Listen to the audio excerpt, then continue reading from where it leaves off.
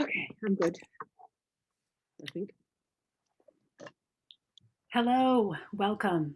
Welcome to the kickoff event of the Modern Chinese Foodways Conference.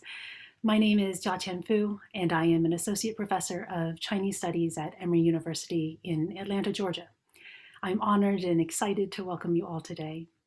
Before I introduce our keynote speaker, Dr. Francesca Bray, I'd like to take a moment to talk about this conference and recognize the work of my two wonderful collaborators, Dr. Michelle King of the University of North Carolina at Chapel Hill and Dr. Jacob Klein of the University of London, SOAS. So Dr. King and Dr. Klein, if you could just pop in and say hello. Hello, everyone. We're excited to kick off this event. Hi, Dr. everybody. Klein. Thank you. So the planning of this conference, Modern Chinese Foodways, began nearly 2 years ago when the biggest obstacles we thought we'd face concerned funding. The COVID-19 pandemic has tossed more than a few hurdles our way, but I'm proud to say that we've done our best to keep our humor and roll with the punches. The global pandemic certainly altered our plans, yet our original goal for this conference has remained largely the same, namely to think together and explore what makes Chinese food and foodways modern and why this matters. It will be no surprise to anyone here that popular and scholarly interest in Chinese food and foodways has exploded since the 1977 publication of Casey Zhang's edited volume, Food in Chinese Culture, Anthropological and Historical Perspectives. Much of this interest has arisen in conjunction with the tremendous social, political, and economic changes that have taken place during the past 4 decades in the People's Republic of China. And of course, right now, it is an exciting time to be part of Chinese food studies because seemingly obvious questions like what is Chinese food, how is it produced, consumed, traded, and by whom turn out to be not obvious at all. If you'd like to learn more about this conference and its participants, we invite you to explore our website, www.modernchinesefoodways.com. You should be able to see it in the chat, which has a complete session schedule as well as abstracts and video interviews of the conference papers. A recording of today's lecture, as well as recordings of the other public events, will also be made available on the website. Our next public event will be a roundtable retrospective, 50 Years of Chinese Food Studies, featuring Francesca Bray of the University of Edinburgh, Françoise Zebon of EHES, Jean Anderson of the University of California at Riverside, James Watson of Harvard University, and David Wu of University of Hawaii. It is scheduled for Friday, April 23rd at 2 p.m. Eastern Daylight Time. To register, please check the chat for the link. The website also contains a great collection of online resources for teaching and learning about Chinese food and foodways, so please use it for your classes. Many thanks to Xiaowei Wu for her beautiful ink-line drawings and website design, Cynthia Peng for her great work putting together the online resources on Chinese food and foodways, and last but not least, I'd like to thank Dr. Mukta Das and Dr. Chen Jiaxu for their amazing interviewing work that they've done on behalf of the conference. This conference could not have happened without the support of the NEH, the Zhang Jingguo Foundation, Emory University, the University of North Carolina at Chapel Hill, and SOAS Food Studies Center. This lecture has been generously supported by the Zhang Jingguo Foundation, Emory University's Hightower Fund, the Confucius Institute in Atlanta at Emory, and the Department of Russian and East Asian Languages and Cultures at Emory University. Dr. Bray's lecture will be about 40 minutes. If you'd like to submit questions at any time, please use the Q&A box, and I and Jacob will pose them to Dr. Bray after her lecture.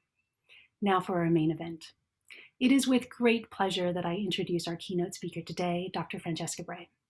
Dr. Bray is the author and editor of 9 books, including the magisterial volume on agriculture in Joseph Needham's series, Science and Civilization in China.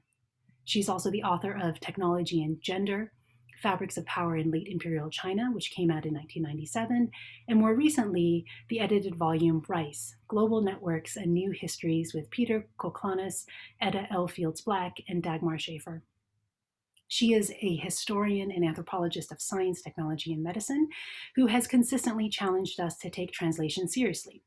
Translation, not just, if we can say just, between languages, cultures, regions, and histories, but also translation between the material, the social, and the symbolic, and translation as integral to the ways in which we both analyze and present our understandings of the world. This emphasis on translation is in many ways a conscious engagement with relationality and position. Her long-standing interest in everyday technologies, those specifically material forms within which epistemes and relations of power are embodied, has foregrounded the importance of materiality as both a condition shaping human-thing relations and a vector for producing knowledge. In the case of rice, for example, Dr. Bray has shown that rice farming constituted a form of agricultural development that was skill-oriented and labor-intensive, but not necessarily involutionary.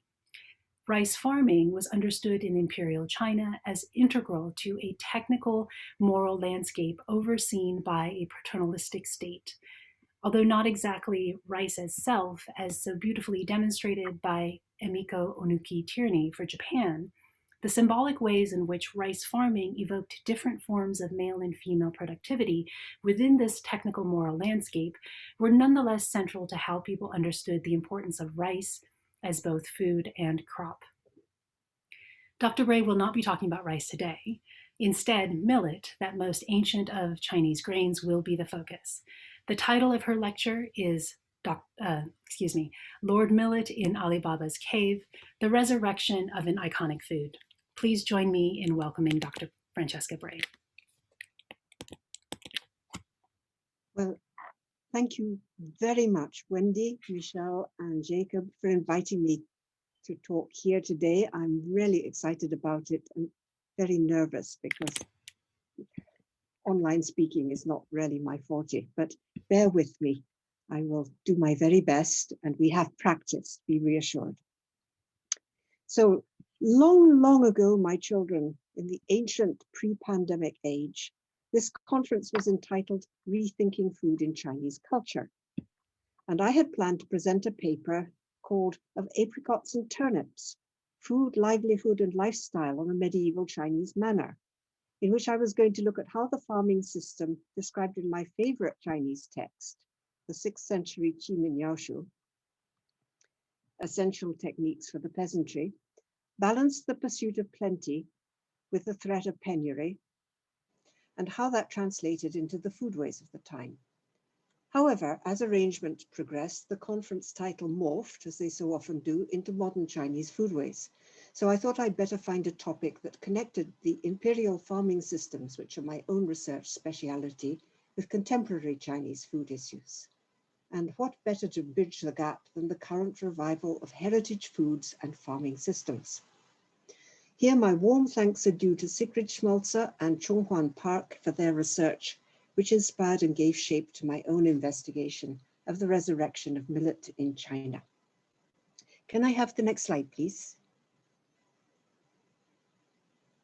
Great. This year's new millet from the Taihang terraces, grown with donkey manure. Millet from the terraces of the agricultural heritage site of Wangjinzhuang, traditional varieties grown with traditional techniques.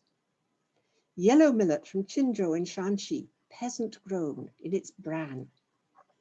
These are just a handful of the hundreds of advertisements on Taobao, Alibaba's online sales platform, that purvey foxtail millet from the rugged hills of China's ancient lands to retailers, eco-consumers, health faddists, village homestays, and specialist restaurants across North China and beyond.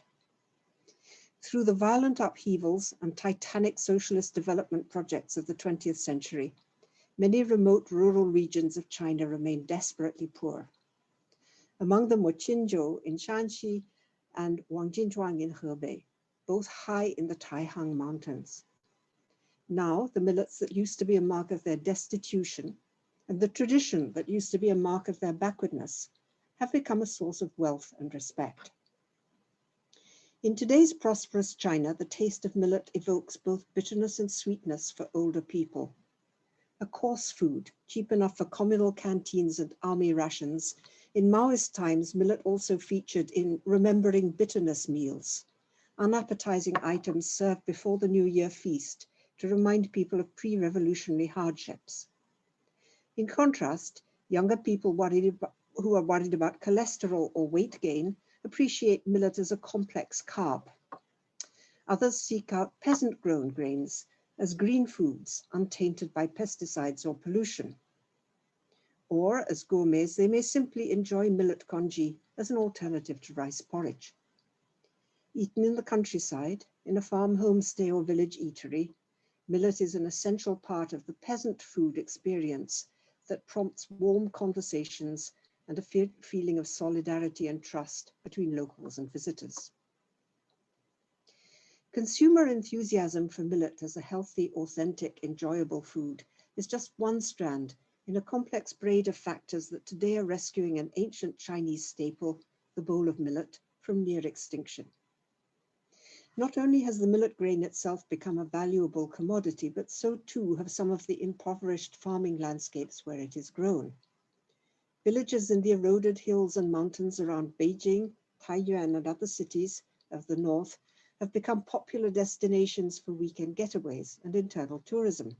And thanks to new marketing and distribution technologies, combined with burgeoning consumer demand for honest-to-goodness peasant-grown foods, the millet grown in the Northern Highlands has shifted from a marginal subsistence crop to a profitable commodity exported not only across China, but to Canada and Australia.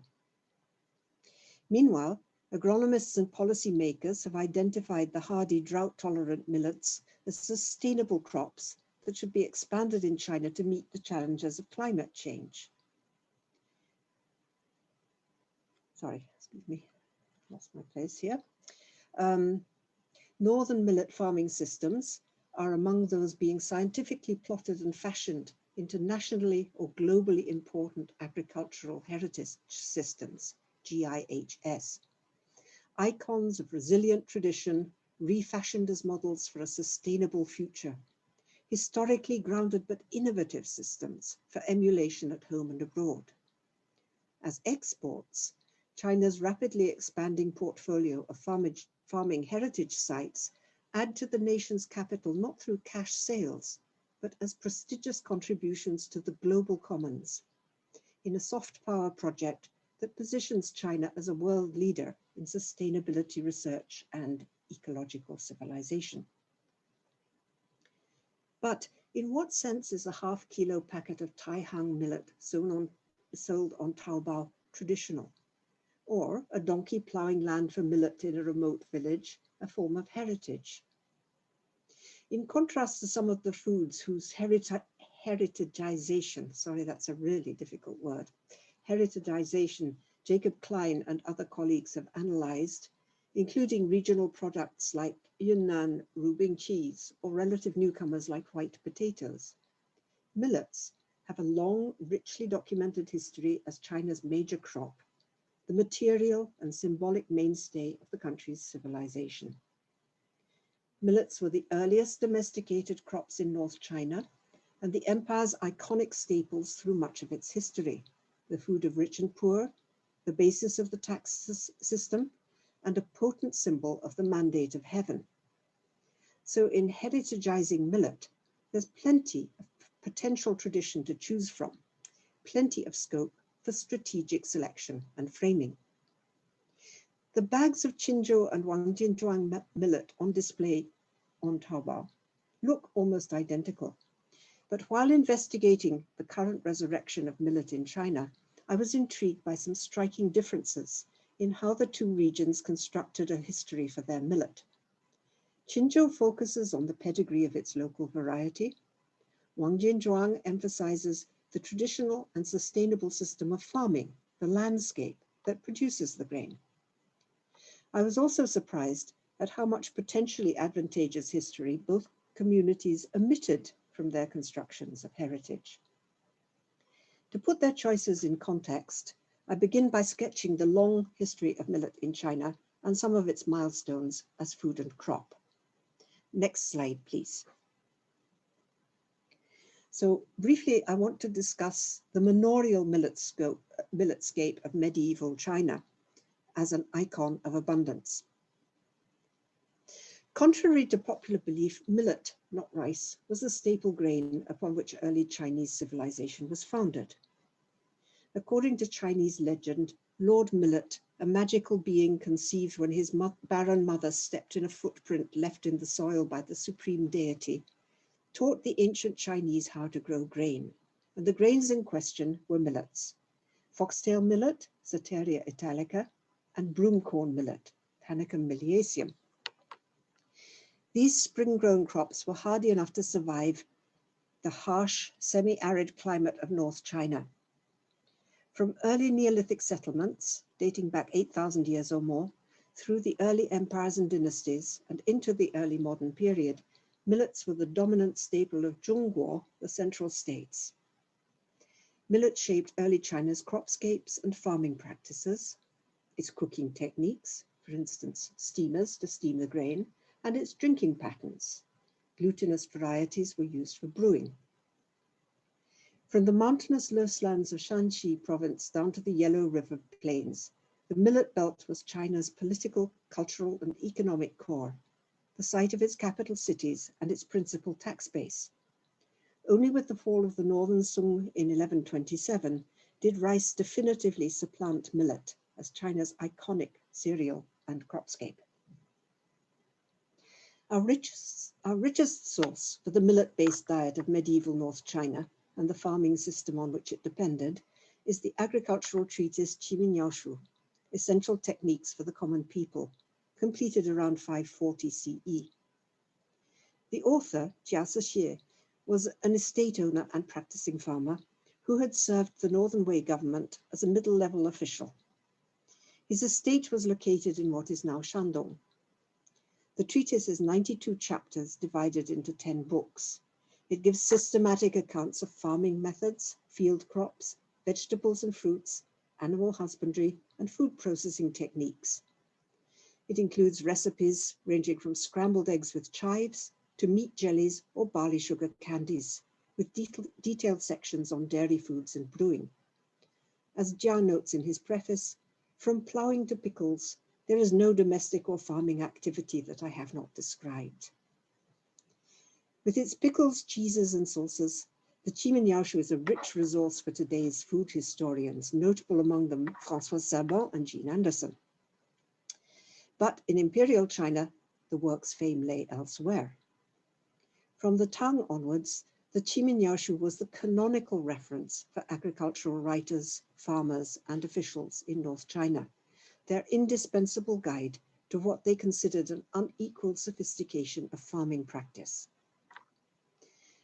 Jia Zixie portrayed an iconic northern farming system at the zenith of its technical excellence and abundance.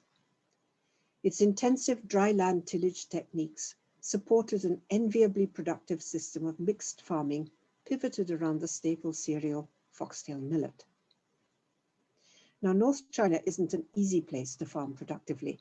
It has intensely cold winters, burning summers, low rainfall concentrated in a couple of months in spring or summer, and that often falls as violent thunderstorms. The loess soils of the inland region are fertile but fragile. The soils of the Yellow River plains are often heavy, stiff, and prone to waterlogging. Jia Zixie lays the foundation for building a fruitful and resilient cropscape adapted to any one of these adverse environments in the first chapter of Qiminiaoshu, which is a detailed account of the principles of tillage, gengtian. At the heart of Jia's agronomy was the craft of keeping soils of all kinds ripe, shu, at just the right tilth and degree of moisture and fertility for the demands of the moment. Can I have the next slide, please? Land was ploughed and harrowed several times. Seed was sown in straight furrows using a drill, carefully spaced to reduce competition between plants and to facilitate weeding. Hoeing was repeated again and again to get rid of weeds, but above all to keep the surface soil in light crumbs, a mulch to protect the crop's roots and conserve moisture. Hoeing, said Jia, doesn't just get rid of weeds, It keeps the soil ripe and will give full ears with thin husks that do not shatter. If you hoe your field 10 times, you will get 8/10 grain. That is to say, the weight of the milled grain, husked grain rather, will be 8/10 that of the grain in the ear. So as far as Jia and his contemporaries were concerned, if you got the millet right, the rest would follow. The Qiminiaoshu laid out a complex farming system that resembled a patterned brocade interweaving multiple combinations and options. Crops were rotated, green manures were ploughed in. Precious animal manure from livestock fed on cereal straw, beans or turnips was divided between the field crops, the gardens and the orchards. But whatever the pattern of the weave, Soterian millet was always the warp thread, the organizing principle. Millet was the staff of life. Let me now turn to the medieval foodscape reflected in Qiminiaoshu. Soterian millet was the staple, eaten either as steamed grains or as porridge. For relish, rich and poor alike added stews or soups of fresh or preserved vegetables, sauces, pickles, or fermented soybean paste, which was a cheap and tasty condiment that amplified the savor of expensive salt and also, we now know, provided a valuable source of protein. Rich and poor shared a diet based on combinations of staple grain and relish. But the diet of the poor was essentially vegetarian. Food was boiled or steamed, cooking oil was a luxury, and instead of tasty millet, the poorest families might have to make do with a bitter and indigestible pot of boiled soybeans. Wealthy households like Jiasa Shiers had a much richer and more varied diet. Their manorial estates contained vegetable gardens and orchards. Their fields rotated between different crops, and they often kept large flocks of animals, especially sheep and goats, for meat and milk. Rich households' stews, pickles, and sauces typically contained fresh, dried, or fermented meat or fish, as well as vegetables. One of Jia's simplest recipes for soup called for, quotes, 5 pounds of calabash leaves, 3 pounds of mutton, and 2 pounds of onions, with half a pint of fine salt, that was very expensive, added to taste. Yogurts and cheeses, apricots, chestnuts and melons, pickles, beers, soybean paste, all were part of the manorial mixed farm repertory. Estate management entailed a prudent balance of self-sufficiency with market transactions. In each chapter, Jia notes both the domestic uses and the commercial potential of the crop or its products. When drying apricots for home or for sale, Jia tells readers not to throw away the pits, because sold as an ingredient for medicinal gruels, the apricot kernels would pay for household needs of ink and paper. A turnip crop could bring in still more valuable goods. A qing, which is about 6 hectares of turnips, yields 30 cartloads of leaves. If sold in the first or second month, that is early spring, to make pickles, 3 cartloads will get you a male slave. 20 cartloads of turnip roots, harvested later, will get you a female slave. The variety and richness of the northern food system, as described in Qiminiaoshu, its supplies of fruit and vegetables, ales and meats, dairy and preserves, depended on the scale of operation and resources. Peasant farmers usually had no choice but to devote most of their land to millet if they were to feed their families and pay their taxes. But manorial farms could afford plentiful draft animals and equipment, as seen in the picture here. They had enough land to intensify and diversify their production, enough labor to brew or garden at commercial scale, enough resources to weather a fall in prices or a bad harvest. Next slide, please. So now I want to talk about the imperial milletscape as an icon of responsible rule.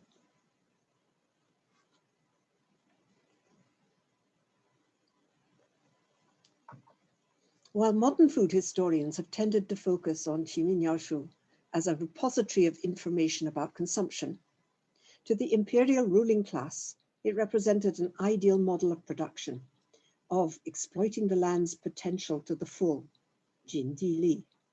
Specifically, of skillfully working the soil to produce as much grain as possible. China was an agrarian empire. Good farming was the foundation of the imperial world order, ever shadowed by the threat of shortages, hunger, and disorder.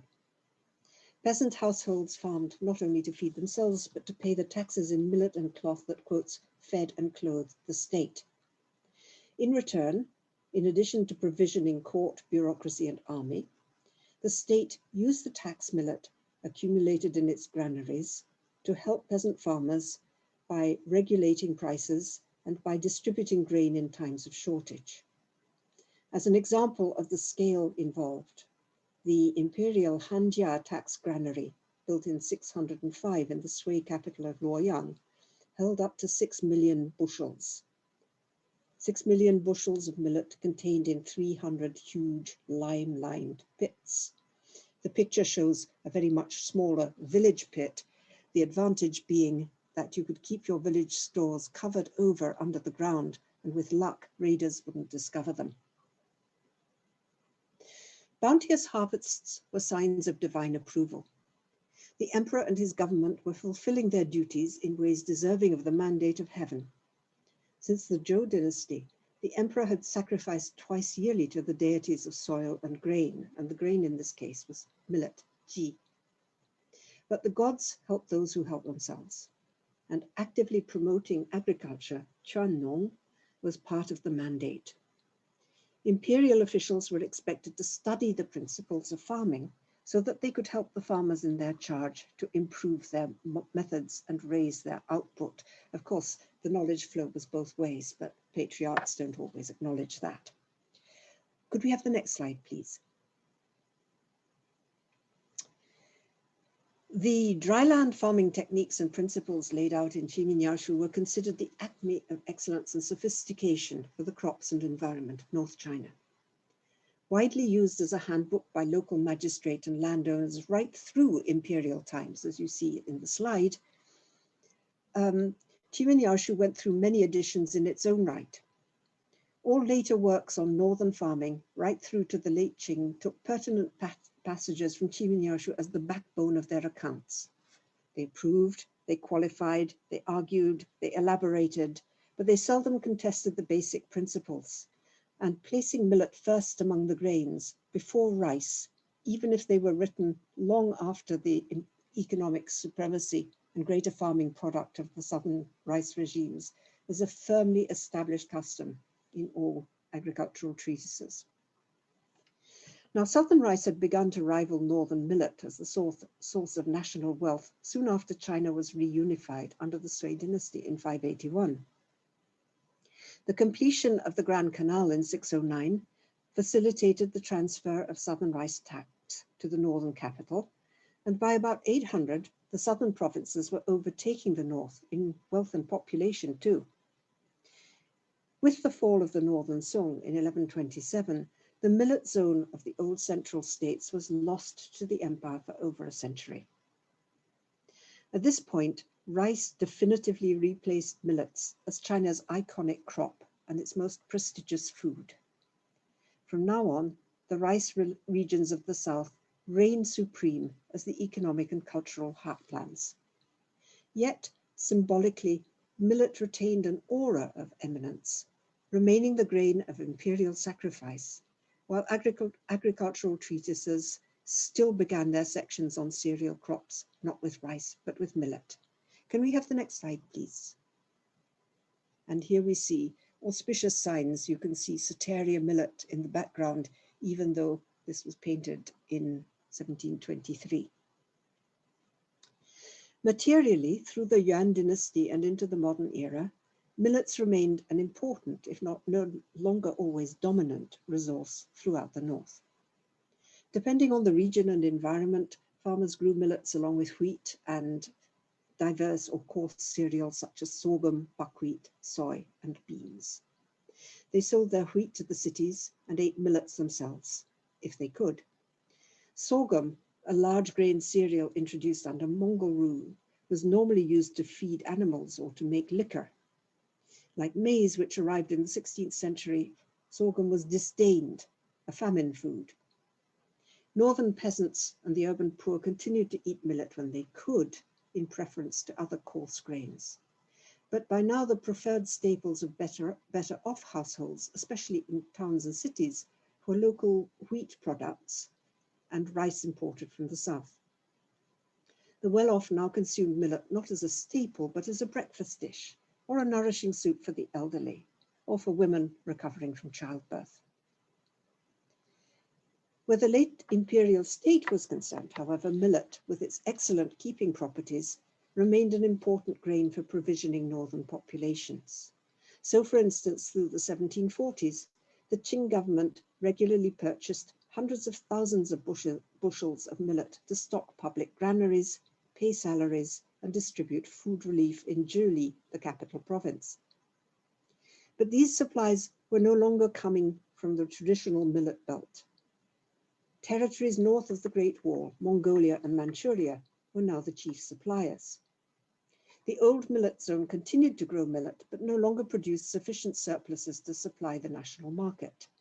Yet it was still to the ancient millet lands of Shandong, Henan, Shanxi, and Shanxi that the court turned for the tribute millet, used in the all-important twice-yearly ancestral sacrifices made by the emperor at the Temple of Soil and Grain. Next slide, please. So now I want to talk about how modern millets were brought back from the brink. China's rural economies commercialized steadily through the late imperial period. By 1600, all the old taxes in grain and cloth had been commuted to cash payments, and this meant that many small farmers could rely on markets for some or for all of their food, and could choose to devote some or all of their land or labor to more profitable crops and activities. With millet now regarded as a coarse grain, many areas that had once grown surpluses switched to more prolific or valuable crops like wheat, cotton, peanuts, or tea. In mountain areas which lacked good arable land, off-farm work in mining or brewing, herding, or petty trade was often the main source of income. Within the old central states, although millets remained an important staple food for both rural and urban poor, they gradually lost their place as the primary cereal. But they didn't disappear. Their flexibility, short growing season, and tolerance of harsh conditions made them a valuable resource in mixed cropping systems. In his study of peasant farming in late imperial and republican North China, Philip Huang notes that land-strapped farmers in Hebei and Shandong made their small areas go further by rotating or interplanting millets, which were short-season summer crops, with winter crops like wheat. By the 1920s, when John Lossing Buck and his colleagues at the Nanjing Agricultural Institute surveyed China's farming regions and systems, they found that millet was still widely grown across the hills or mountains of the north, from Gansu in the west to Shandong in the east, from Manchuria in the north to the Qinling Mountains in the south. Millet remained a crucial staple for the poor. In 1937, a Hebei villager told Japanese investigators that his 3 meals a day consisted of boiled millet and gruels, some vegetables, and bean noodles. But in most regions, millets were reduced to marginal status. Only in Manchuria and the Lurs lands of Shanxi and Hebei was millet still one of the dominant crops. Manchuria exported millet, but the Lurs lands, the core of the ancient central states, and their millet culture, including the Taihang range, shown in the slide there, whose villages are exporting their branded millets today, were impoverished strongholds where millets clung on tenaciously as subsistence crops, because in that harsh climate, no other cereals would prosper. Buck's surveys were part of a concerted campaign by the Republican government to modernize agriculture, raise output, and strengthen the nation. Unsurprisingly, official and scientific attention focused on globally important crops, rice, wheat, and cotton, which benefited from a national network of breeding programs, experimental stations, transnational flows of expertise, and material inputs.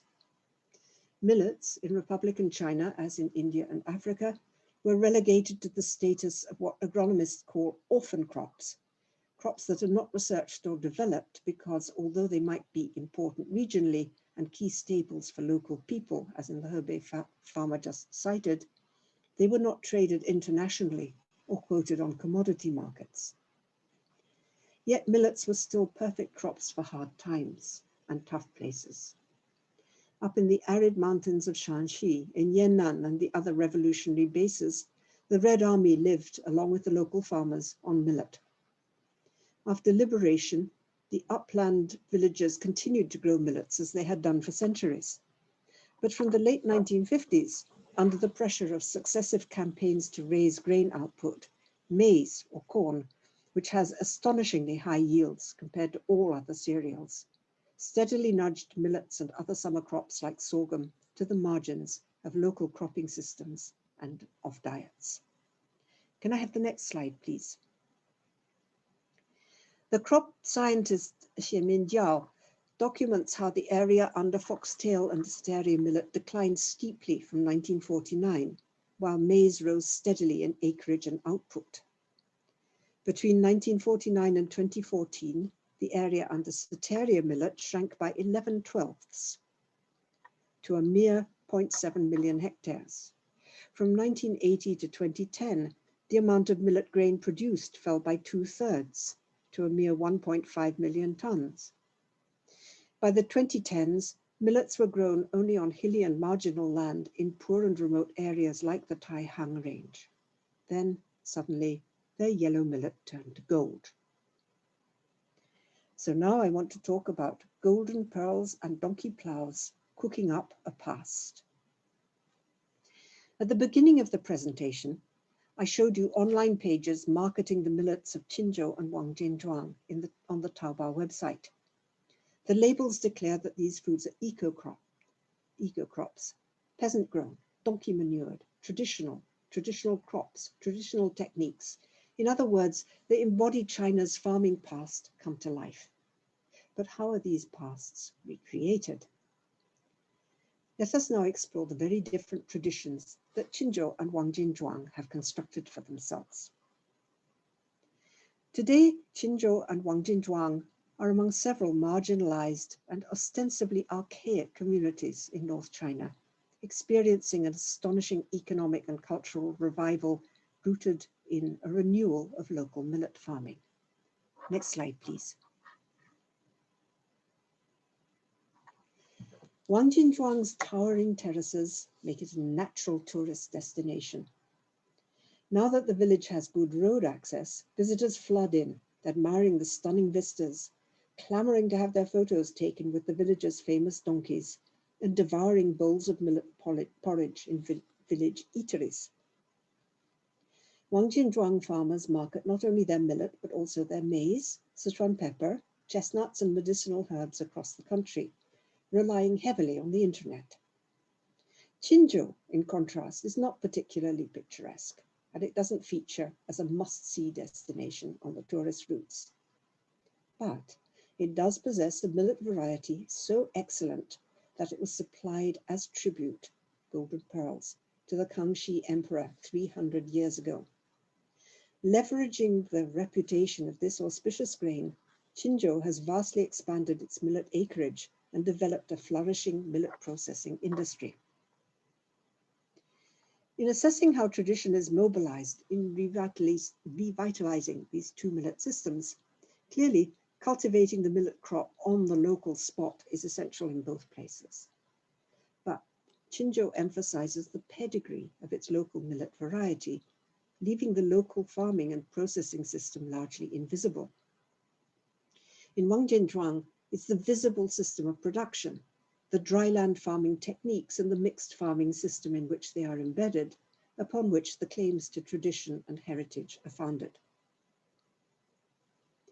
Wangjinzhuang's terraces, located in She County, Hebei, were designated a nationally important agricultural heritage system in 2014, and it's currently under consideration for a UNESCO FAO globally important agricultural heritage system status, defined as follows.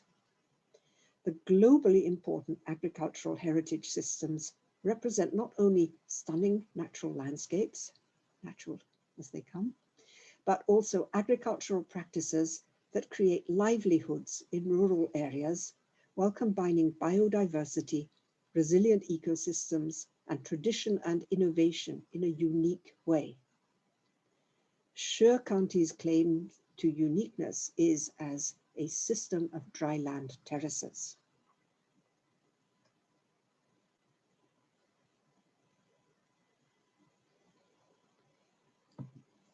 In her 2019 article, Layer Upon Layer, Sigrid Schmolzer analyzes the foundations undergirding Wangjinzhuang's fashioning as a site of agricultural heritage. The core element, terrace farming, is in fact a fairly recent construct. There are some ancient terraces in Wangjinzhuang, including one set built in 1290. But it was during the Maoist era that the landscape was carved into the form we see today. In the national drive to expand food production,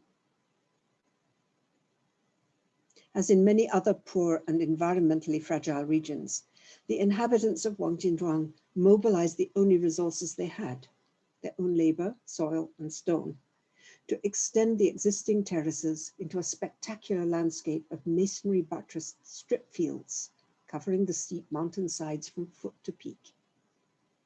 In the 1970s, the village was honored as a model of socialist ingenuity and labor, but it remained economically isolated and poor, dependent on its harvests of millet and maize produced with donkey plows, but also with motorized hand tillers.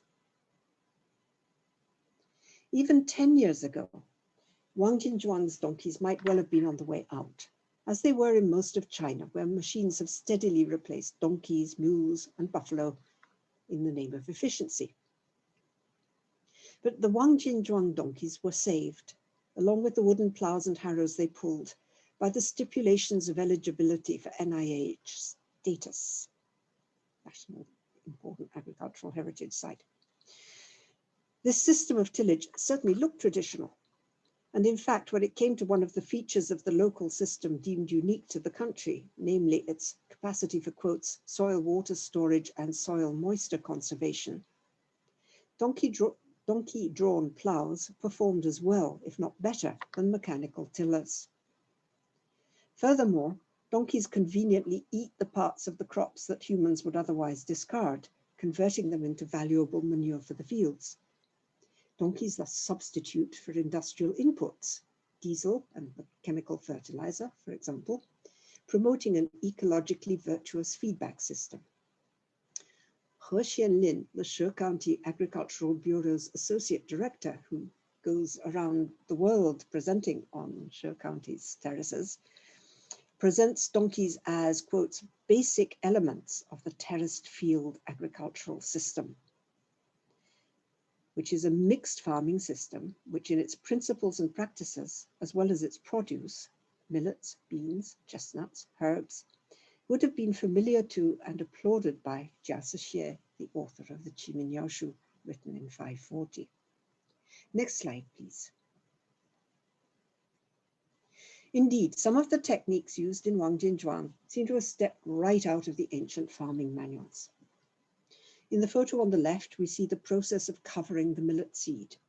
The farmer is standing on a brush harrow, lao, made from interwoven branches and drawn by a donkey, weighing the harrow down as it covers the seed.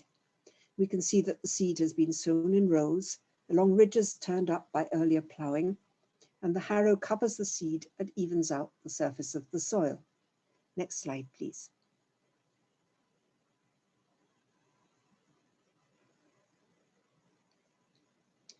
This exact procedure is described in the Qiminyao of 540.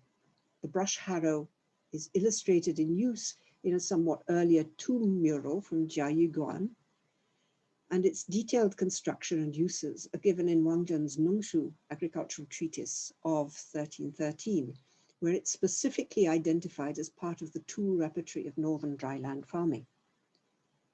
Meanwhile, on the right in the former photo, we saw another Wangjinzhuang farmer harvesting foxtail millet in his small terraced field using the type of sickle that has been in use across East Asia for over 2,000 years. Can I have the next slide, please? Whether such implements have rarely remained in constant use in the district through recent decades, or have been pulled out of the back of the barn to substitute for modern tillers, is hard to say. Certainly in other heritage sites, enterprising food producers have scoured the countryside for abandoned implements such as stone mills, which not only look more attractive in use, but also, they affirm, give the millet that is being husked or the chili that is being ground a distinctive flavor. Next slide, please. So here is the farmer I referred to a moment ago, a traditional farmer using a tiny little sickle of the kind which was used in Neolithic times. But however traditional the little sickle he is brandishing may be, that farmer on the right, standing waist deep among the millet, is part and parcel of the creative combination of tradition and innovation intrinsic to the agricultural heritage concept: sustainability, reliability, resilience, and a viable future, whether environmental or social. All of these depend on adapting to new challenges and creating new opportunities.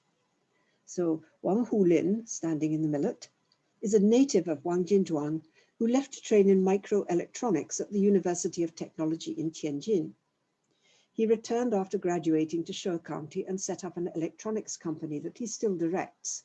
But in 2014, he had an accident, and that led him to rethink his priorities and dream new dreams. He decided to invest his energies and skills in the future of local farming. He began farming himself in his natal village and helped set up the She County Terraces Protection and Utilization Association, developing the online marketing that provides local farmers with profitable outlets for their produce.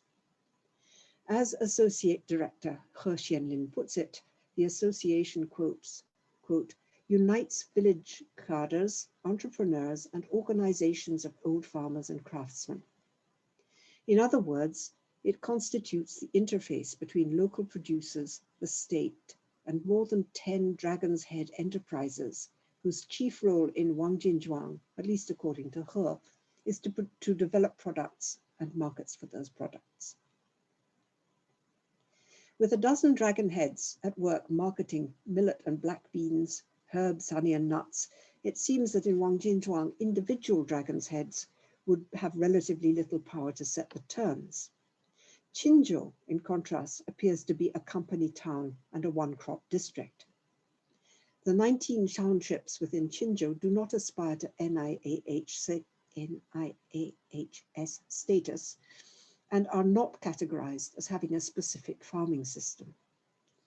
Qinzhou's claims to fame and fortune lie not in the uniqueness and traditional nature of its field systems and farming methods, as in Wangjinzhuang, but in the branded identity and quality of the millet variety it grows. Invoking its imperial status as a tribute grain, appreciated at court for its delicious flavor, it was called King of Millets or Golden Pearls, and for its health-giving properties. According to traditional Chinese medicine, says one site, Qinzhou yellow millet is sweet in taste, slightly cold in nature, and has the effects of clearing heat, diuresis, detumescence, which I didn't know was a good thing in China, and nourishing yin. Next slide, please.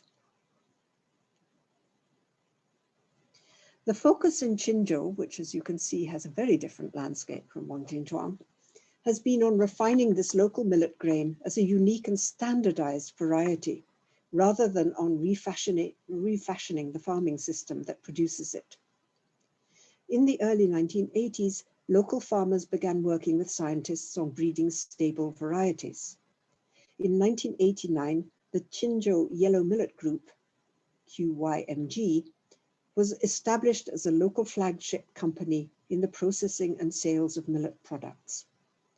It was founded by the county, but in 2002, the company launched as a joint stock company with a staff of around 500. Since 2010, county and company have been working together with various leading research institutes to develop green but nutritionally enriched varieties, as you see in the photograph on the top left, to make products like baby food, currently marketed under the label Gujirai, love of millet, as you see at the top right. In recent years, millet prices have soared nationally compared to other dryland cereals like maize. By 2016, QMYG's output value was 164 million yuan, which is about $25 million. And millet brought in an average of 4,500 yuan annually to farmers. Over 15,000 farmers across Qinzhou had signed contracts with the group. Some switched from maize to millet. Others opened up new land to grow the valuable crop. Qinzhou yellow millet is a national geographic indication product. It must be grown within the 19 townships using specified varieties and be certified as having met certain standards. In 2014, about 1/4 of the total group area, the yellow millet green standardized planting base, which you see at the top left hand there, was certified as reaching the organic standard at prices 3 times those for non-organic millet. Engaged in every step of the chain, from breeding and nutritional research to processing, product development, marketing and sales, QYMG offers a classic example of the accelerating trend analyzed by Mindy Schneider and her colleagues, whereby a dragon's head enterprise vertically integrates a locality and its product into markets. It would be interesting to know how many farmers, if any, choose to grow millet outside the sheltering but controlling umbrella of QYMG, but I couldn't find any information about possible renegades. It's also interesting that apparently QYMG doesn't stipulate any specific techniques of production beyond the use of organic or non-organic fertilizers. There's no mention here of centuries or even decades-old farming methods. But then Wangjinzhuang has a genealogy of techniques, but no genealogy of glorious awards for its millet varieties, which go unnamed. Whereas Qinzhou's millet pedigree stretches back to Ming tribute lists and on through a list of gold medals, beginning with the Panama Pacific Exposition of 1915 in San Francisco.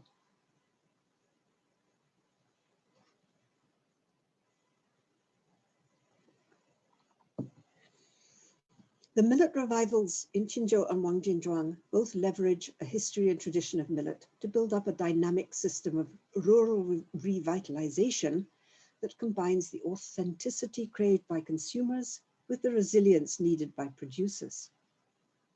It's normal that in each case, the historical narratives and genealogies tailored for the purpose will be partial and selective.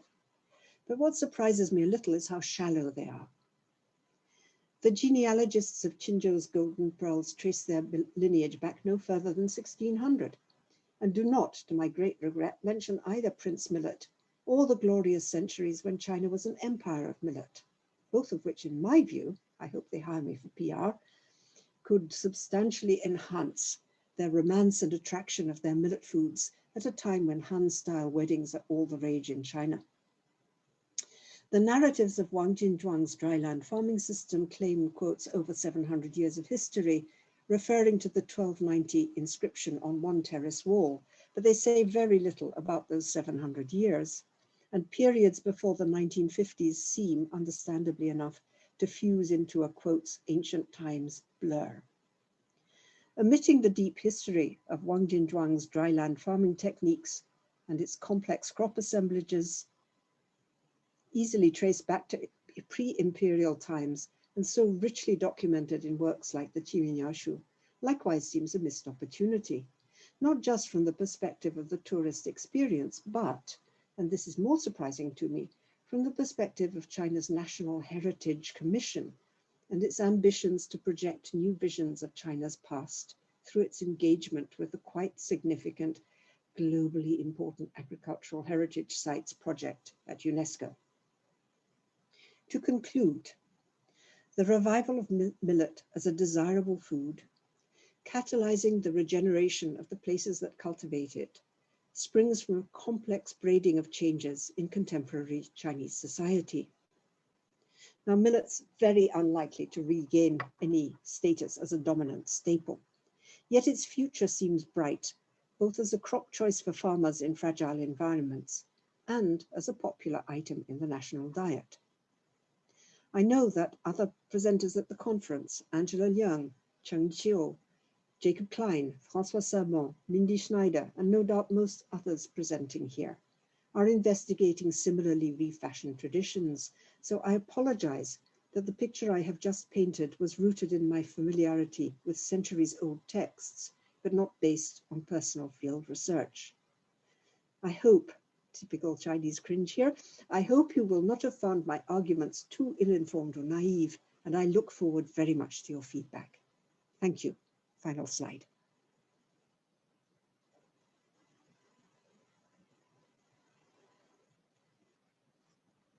Oh, just some beautiful millet. So thank you very much. Thank you, Dr. Bray. My apologies. I was too quick on the on my clicking. So just as a reminder, if to the audience, if you have any questions, please feel free to put them into the Q&A box, and we will make sure to pull them out and ask them to Dr. Bray.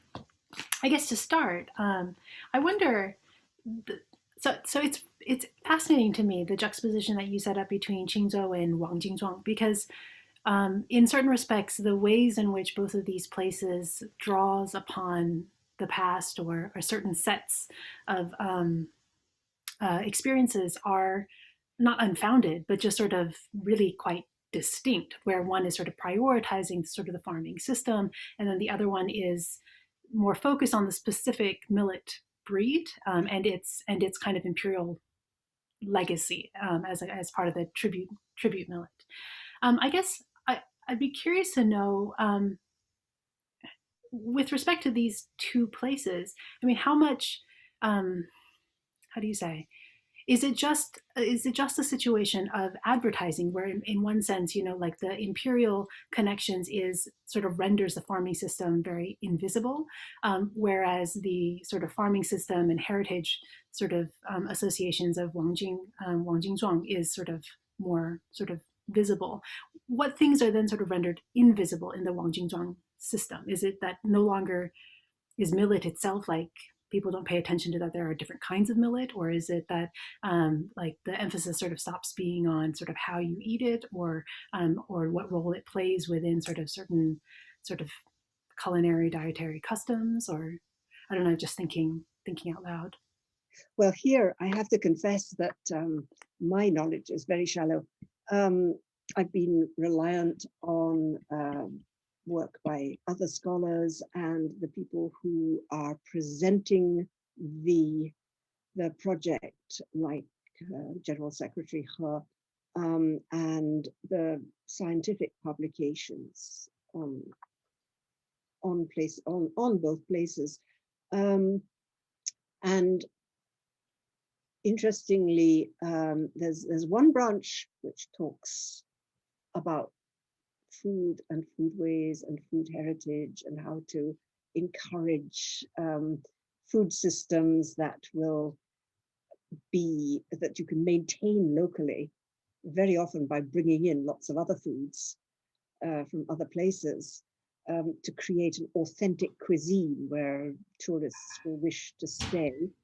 And then there's others which talk about things like breeding programs for varieties and so on.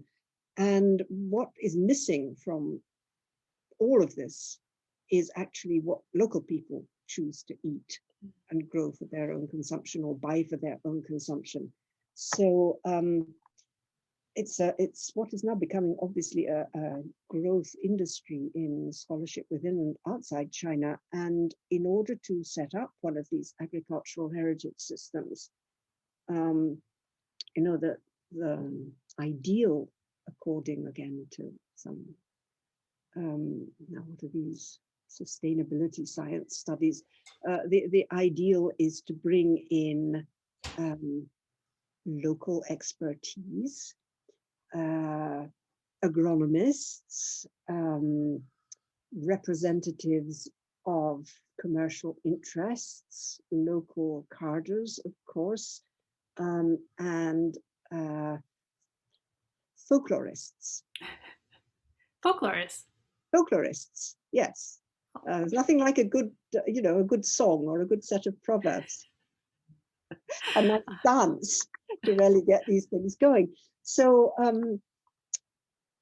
it's interesting thinking about it, the way that it's all sort of projected either on how much income you can generate, or on the interface between tourist, visitor, and local community, or a growing emphasis now, I think, on the sustainability of farming systems, which doesn't now look backward the same way it used to in the 1950s and 60s, when a work like the Qimingyaoshu was constantly being referred to for how can we use this? Does it have any techniques that can help us?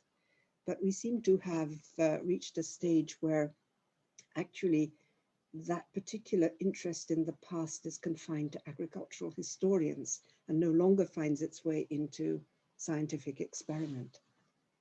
Oh, that's interesting. I guess I would have expected that, at least for Wangjinzhuang, that like they would potentially use these older texts as a more sort of living example of. I mean, you had the photo of him using that sickle. Is it just a kind of advertising kind of display? No, I'm sure he uses a sickle.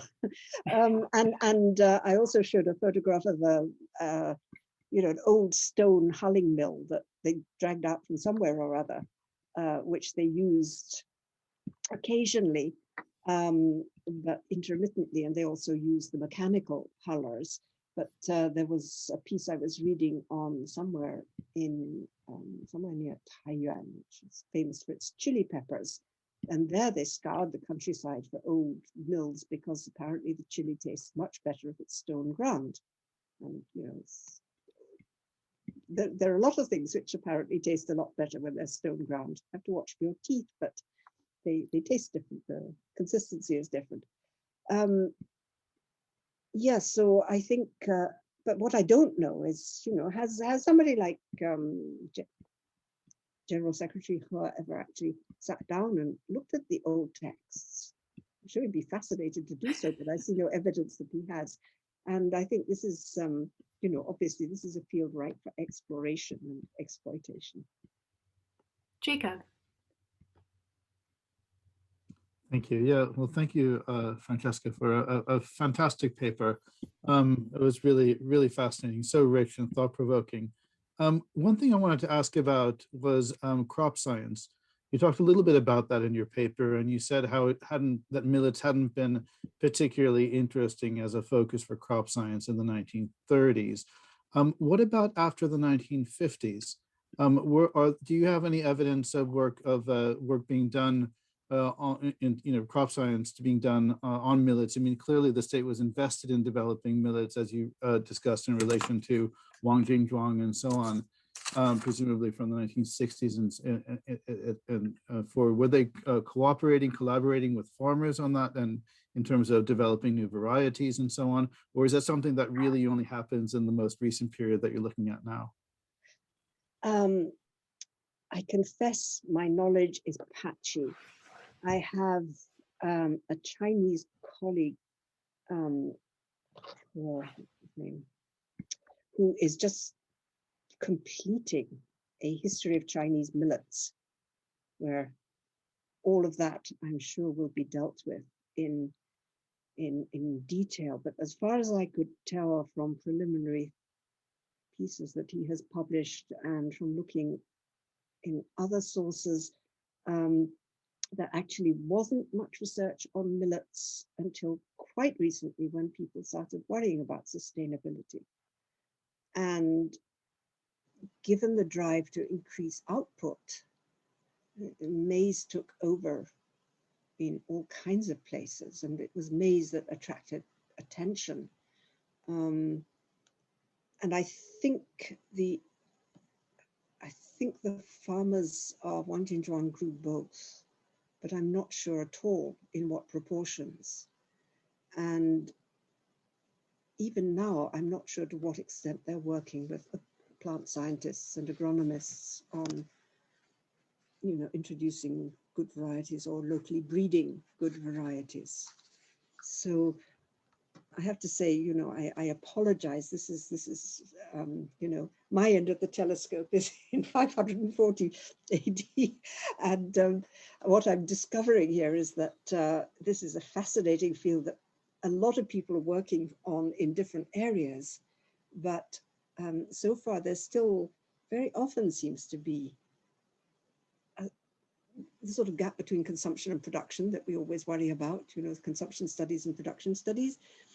Between science and culture, between money and songs. And I think your conference is going to be a wonderful opportunity for me to see different ways in which people are bringing all of these together.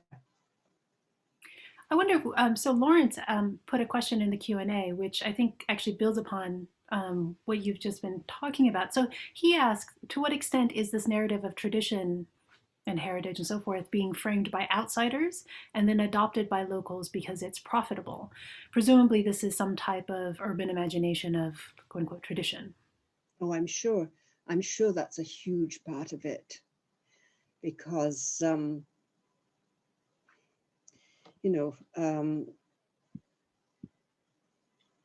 I think that realistically speaking, local people don't get given that much initiative. But on the other hand, I think one thing that has been changing perhaps the balance of power between officials and locals or people sent in to evaluate the potential of a site for agricultural heritage status.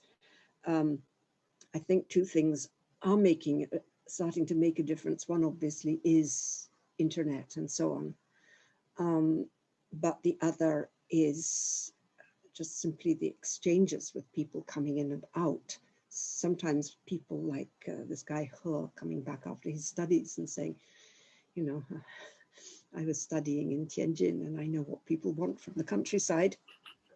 And sometimes people paying attention to their customers. So I think that it is starting to be a more complex interaction. But Park Jun-Hwang, who's I think still working on some of these issues, and who wrote his thesis on Nongjiale in about 12 years ago, I think he finished it. The movement was just beginning. And he was studying how, among other things, how the farming households imagined what their customers wanted, but got it wrong. And so he was able to, interview both sides of the fence there.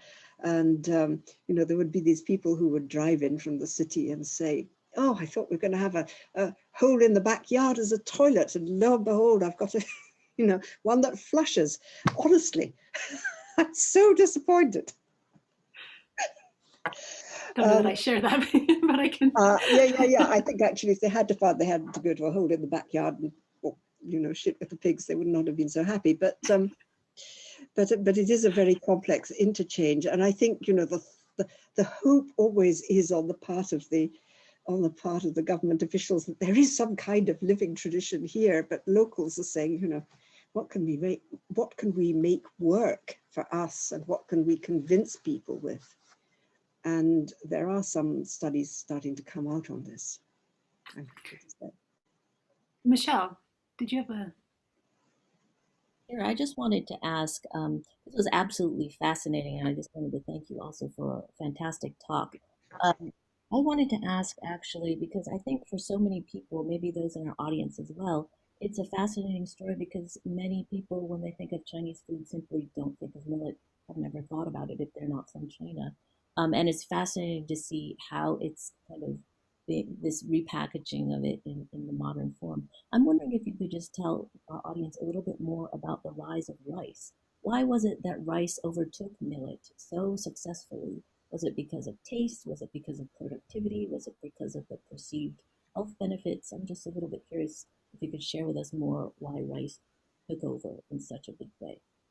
Well, it's obviously a long story.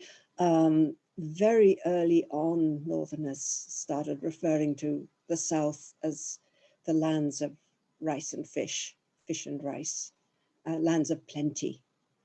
And rice was always an appreciated luxury food in Northern diets, but there weren't many places in the North where it would grow well. And it wasn't part of the state economy, which was Northern based, really until communications networks started to be constructed and work. So there were canals from the south to the north from quite early on, but they weren't really joined together and efficient until, Emperor Yang of the Sui dynasty, who joined up all these canals, and so you had a canal going right the way from Jiangnan, from the Yangtze River Basin, right the way up to the northern capitals. And at that point, you could start siphoning off tax rices. And so rice started to become an important part of the tax base. It was also sold, and it is very delicious.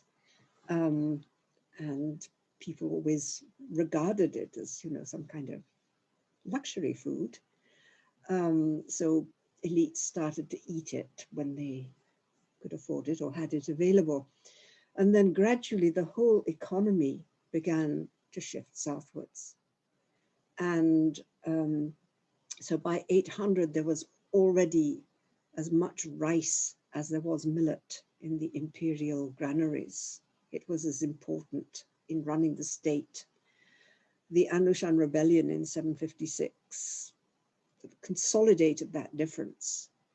So it was already established then, but it was really in the at the end of the Northern Song, when the government moved south and lost the north entirely, that you see a big cultural change in that all of a sudden you get, well, of course, this is all elite, but you get things like the pictures of tillage and tilling and weaving, the important scrolls from the 12th century, which illustrate the phases of rice growing and the phases of silk weaving, and show them together as the basis of Chinese society, its wealth, its gender proprieties, the relations between landlord and tenant and subject and state.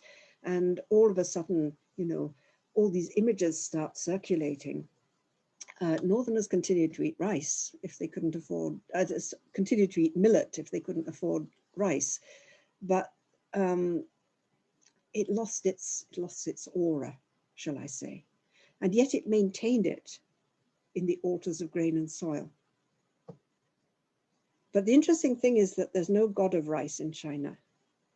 I mean, there are deities you might pray to and your ancestors, of course, for a good rice harvest, but there isn't anything like the Japanese legend of the goddess of the sun giving rice to the Japanese people. Instead, there's the legend of Lord Millet giving farming to the Chinese people. So it's a complicated story, but it's always so interesting now that people say, oh, when people meet each other in China, they say, have you eaten your rice? And I think, I'm not saying that. They're saying, have you eaten your grain? We have another question from the audience. Hillary asks, is millet still grown in more northern places like Inner Mongolia? I think you mentioned Inner Mongolia and Manchuria. And then, or are the two places you spoke of, which I'm guessing Shandong and maybe Hebei, you spoke of as the main millet growing areas of China. So are they still sort of in those other areas? And then she goes on to ask, if there are other venues where millet is produced or consumed today in China where people aren't connecting it to heritage in any way, and if there are, how important are they? How important are they economically, agriculturally, to the two examples that you discussed? In a word, I'm not sure.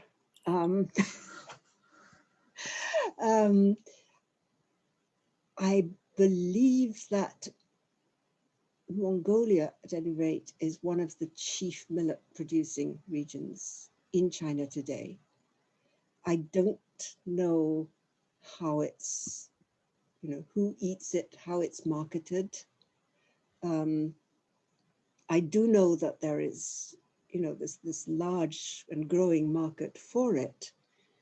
And I would guess probably that a lot of it actually goes on to Taobao and things like that. Or, I mean, maybe for all I know, they may be actually packaging packaging Mongolian millet in Wangjinzhuang and selling it as Wangjinzhuang millet. I wouldn't be entirely astonished if there wasn't some of that kind of rebranding going on. But I wish I knew more about millet. I'm counting on all of you to find out more about millet. I know about ancient millet, but I was just so intrigued by the way that it's coming up again. And it brings up all these questions. I mean, heritage brings up all these questions of here's these little tips of icebergs sticking out. What is sustaining them underneath and where is it going? And the circulation of cereal crops generally in China is obviously hugely important, but I confess I really know very little about it. I don't know how rice gets from one place to another. It is, I mean, there is this question of heritage and sort of as your image sort of suggests, like as an iceberg. I mean, so like with Inner Mongolia, when you mentioned in the lecture, I was actually, for a moment, I was like, oh, Inner Mongolia, Manchuria, we're producing that much millet. But then on the other hand, if we thought about sort of Han migration, certainly through the 19th century and onward, then that sort of makes a lot more sense that these would be sort of very productive and potentially very profitable areas to grow various kinds of crops, including millet and soybeans and whatever. But it could be that sort of, at least in our contemporary moment, that when we talk about heritage, there are sort of rougher structures of ethnic identity that sort of conflict. Like we don't think of Inner Mongolia as being a place where you would have a tremendous amount of agriculture, although it clearly does. Yeah, so we need Peter Perdue here to tell us about or Peter Laval to tell us about exactly. Yes. We have another question from Yan Li Xie. I am particularly interested in the baby food photo that you had on one of the slides. I find that the photo says a lot about the making of Chinese food as modern. I assume that it is not like the normal millet, but rather more like a milk powder for a baby. And I'm wondering how they might advertise this. Would they advertise it as a milk alternative, or would they go even further and advertise it as best for the Chinese baby, or something national or in a cultural sense? I think we should stop taking these as questions. I think we should take them as comments and suggestions. And actually, Jiachen, you should be, and Hilary should be the people answering this particular one, because you have done so much work on the marketing of on the production of nutritious milk-like substances made out of one thing and another for babies or for others. And again, I tried to get hold of a packet to read it, but I couldn't get it in time to send in my paper. But do you have any ideas? Yeah. No, it's a great question. I mean, I think arguably the whole line of sort of children's food, right, is in certain ways a distinctive, not narrowly, but in certain ways distinctively modern because of the ways in which it prioritizes and sort of fixes attention to a certain subsection of the population, which it's not that people didn't pay attention to children before, but somehow they become they become sort of more interesting in specific ways once we think about them as sort of mini consumers. The millet, I mean, I actually didn't even realize that they had milk powder that would foreground millet, although I guess it makes sense because oftentimes milk powder is it's some sort of amalgamation of different ingredients. Um, it'd be certainly worth interesting. It'd be worth sort of looking a little bit more into it and seeing how this fits into the much more complicated landscape of the dairy scandals and milk products in China today, because that is. I don't think it's actually mixed with milk. I think it's Okay. I think it's more like baby food than milk powder, and it always was used as a nourishing food, something that you gave to people who were weak and in need of strengthening. So I guess there would be Chinese medical justifications for using it for children, which are probably on the side of the packet somewhere. But also that's one of the ways in which millet products generally are being marketed now. So I guess it's more like stewed prunes. I bought another mill grain in Taiwan. There's a comment question. Ige Ramos, he says, millet is also enjoying a resurgence in the Philippines as a heritage crop in the Visayan Islands in central Philippines. With China leading the millet production, do you think with global warming and world hunger, it might replace rice as a primary source of carbohydrates? Well, that's interesting because I think a lot of crop scientists and ecologists, environmentalists are really seriously worried about the future of rice in China. And, every year it seems some further reason for not expanding rice production comes along. So now it's methane. Rice fields emit methane. So Chinese crop scientists are very busy working on both field systems and rice varieties that will emit less methane. But they're also very worried about, in northern China, the fact that many crops now are grown with irrigation, and that the water table is sinking, and that the climate is warming. And I think they do seriously think that millets might make a comeback as an important staple in North China, replacing crops like wheat, because wheat needs a lot of water, and particularly the panicum millet is very drought tolerant. And I think increasingly also they are thinking in terms of global exchanges, and the aridity is not just a problem in North China, it's a problem in many areas of the world. And millet research is making a big comeback, not just in China, but also, as you say, in the Philippines, in India, in Africa. Millet, of course, is just a category. It's not actually a species. It refers to small grain crops, and there's a lot of them around. But most of them have this characteristic that they are more drought tolerant than large grain crops. And so I think I believe that there are now coordinated international programs. But then the question always is, will governments and local farmers adopt them? And sorry, I didn't catch Mr. Ramos's first name, but it's the Green Revolution was a qualified success in the Philippines because, not least because the crops weren't always suitable, but also because imposing things from above doesn't always sit well with local farmers. And the Philippine state being a little less powerful than the Chinese state, there might be challenges there. I don't know what you would think about that. I think building off of that, Chen Jiaxu, she asked, could you please elaborate a bit more on the discourse of community ecological resilience, which is becoming super trendy now, and How is it mobilized by different stakeholders in the revival of millet? I'm waiting for your paper. Well, we'll bracket that and tell everyone to come back and tell us. I really don't know. I mean, they do talk about community sustainability, and but they're talking more in terms of a crop system. In the case of Wangjinzhuang, they're talking about a community which is very, very opaque to me, because sometimes it is the whole county, sometimes it is just the mountain villages in the county.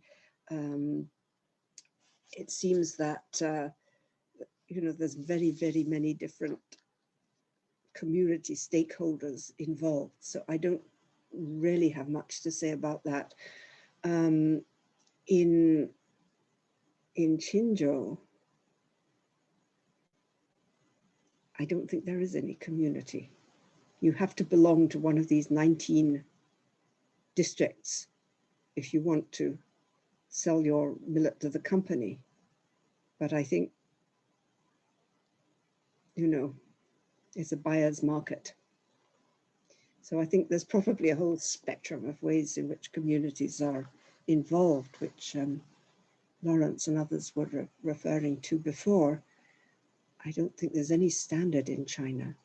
I don't know, Jacob, what has your feeling been about this?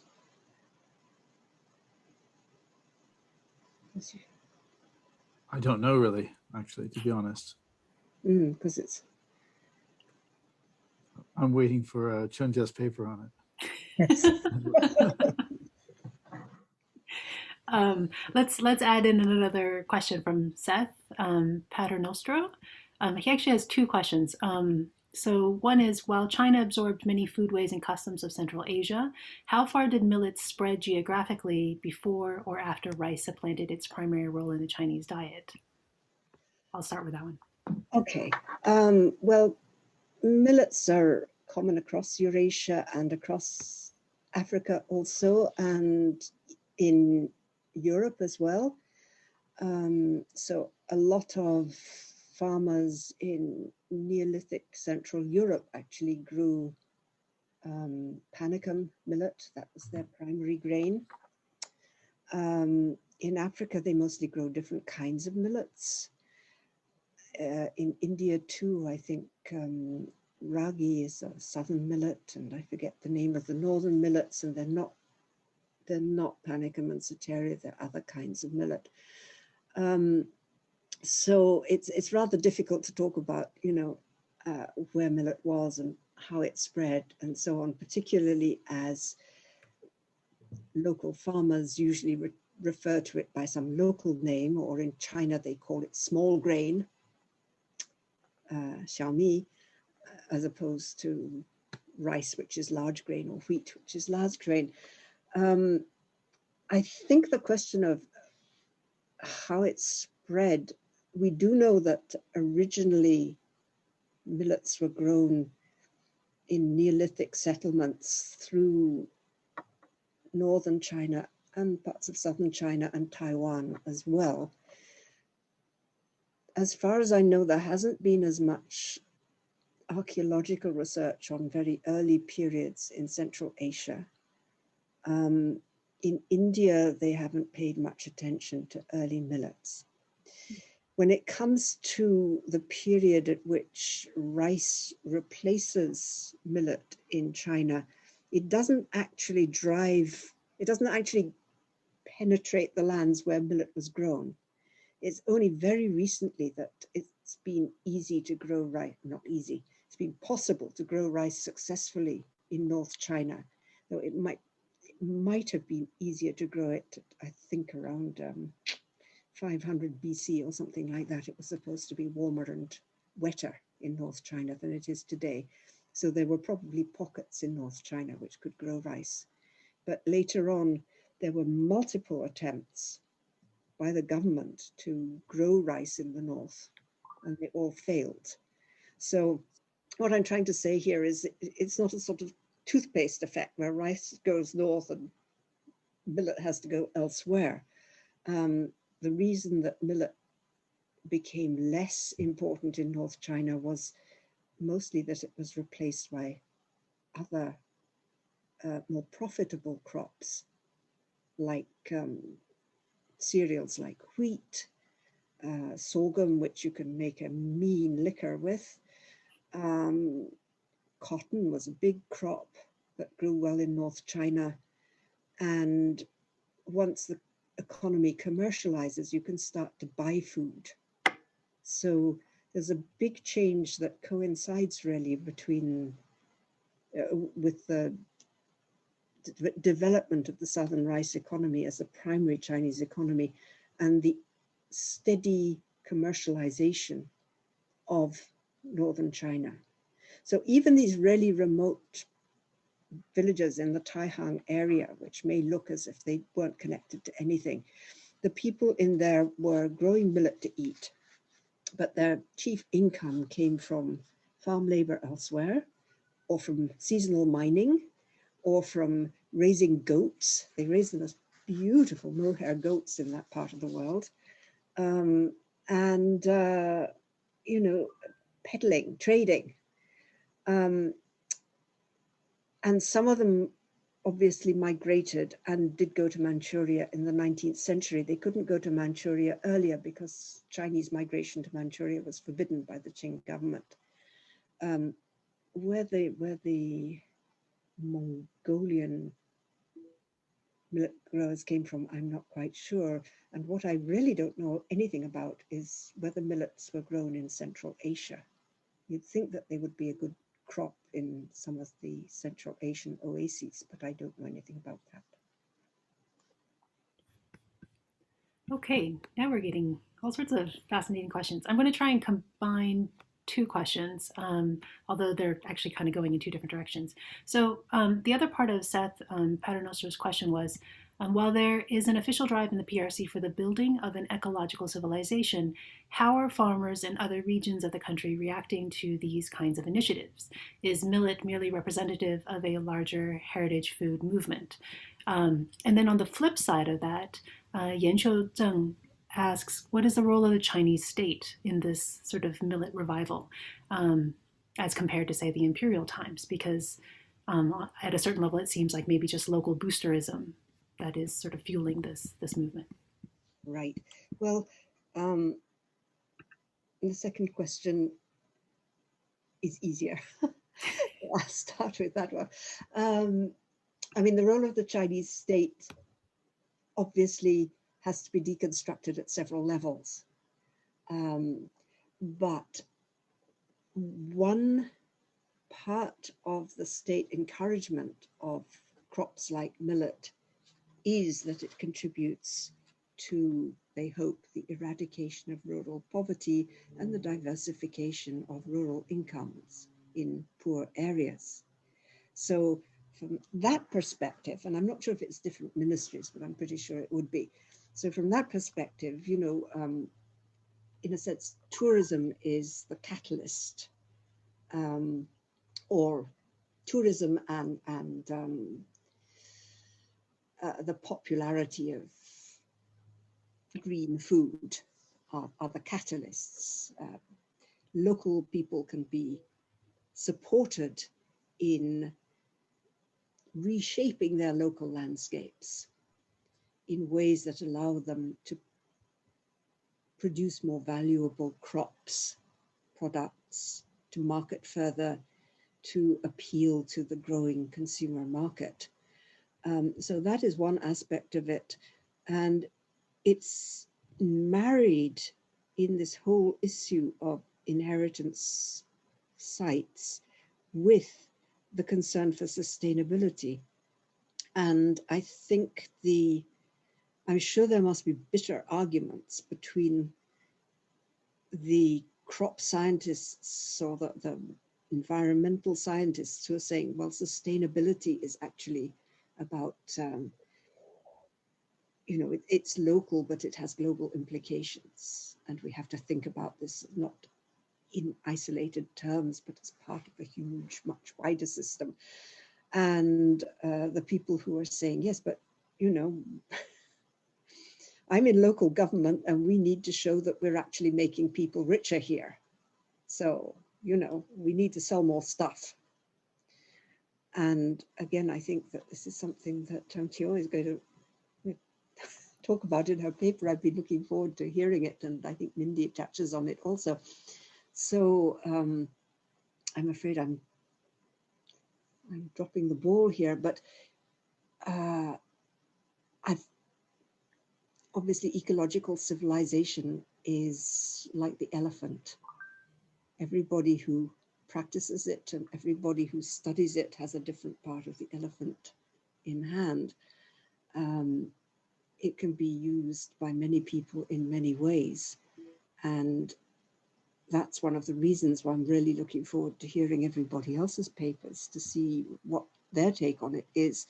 I've only come across it through my interest in crop landscapes and this amazing sudden revival out of nowhere of millet, which was a crop I thought had become near extinct in China.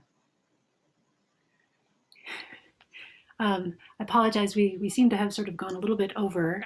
There is just sort of two more comments, but I think they actually kind of go together. So Mukta Das, she asks, to what extent is the what Jia Sixie writes about, is that reflective of is it what we might call sort of millet crop science, his innovations of his contemporary moment, or is it sort of his consultation of earlier agricultural treatises sort of represented at that moment? So how much does the sort of QMYS represent a leap in millet crop science from then until now? And then, oh yeah, go ahead, and then I'll do the last one. Okay, he's trying to present best practice of his time. He occasionally experiments. He takes things out of earlier books. He relies extensively on earlier texts, which he presents critically in the light of his own experience. But he is not presenting anything like a quantum leap or a new direction. Best practice, I think, would be his keyword. Okay, and then I guess the last comment question that we'll take for today is from Antonio Chamorro. What about the genetic transference of millet traces during the Green Revolution and the current need for crops adapted for dryland conditions in Africa? Are these international projects related? In addition, is there more information on millet expansion in ancient times? Maybe I guess you talked a little bit about the millet expansion in ancient times. So is there a kind of general revival of millet around the world that in some sense China is a part of as opposed to separate from? Yes, as we were saying earlier in connection with the Philippines, countries around the world, governments around the world, scientists around the world, farmers around the world are interested in crops that will be drought resistant and nourishing and reliable. And millets tick many boxes in this respect. So I think there is considerable exchange flow of information between crop scientists in different countries. I don't know if there's actually, visiting delegations of farmers going around the world, because there are in some cases, certain crops and so on. But once again, the question is complicated by the fact that millet is a cover term for many, many different crop species. So what they have in common is their drought resistance and their hardiness and their small grains, but they aren't necessarily able to transmit genetic material from one variety to the other because they're different species. Okay. Thank you very much. I want to go ahead and give another round of applause to Dr. Bray for sharing her lecture with us and entertaining questions and comments. And for everyone who has attended today, thank you very much. We hope you had a good time and will join us for other events later this week. So thank you very much. Take care. Bye.